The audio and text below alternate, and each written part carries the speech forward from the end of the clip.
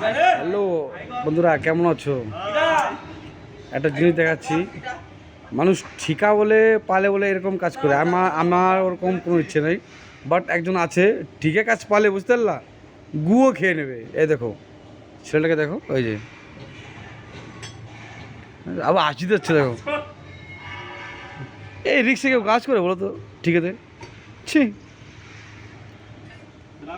তাই বলি, ভাই বোনরা পড়াশোনা করো, যাতে এই লাইনে না আসতে হয় তোমাদের। একটু মন দিয়ে পড়ো, না হলে না পড়লে বাপ মার টাকায় ধ্বংস করলে এখানে এসে এই দেখো দেখো দেখো, এই যে এর মতন খাটতে হবে। এই যে সেফটির বেড লাগিয়ে এইভাবে দেখো, সেফটির নেট সঙ্গে বেড লাগিয়ে এইভাবে কাজ করছে। তাই জন্য বলছি, ভাই ও বোনেরা একটু পড়াশোনা করো, যাতে তোমাদের বিদেশে না আসতে হয়। বাড়িতে বসে কিছু করতে পারো, এরকম কিছু করো। শুধু এই হাসি ঠাট্টা করলে হবে না, বুঝতে পারলা?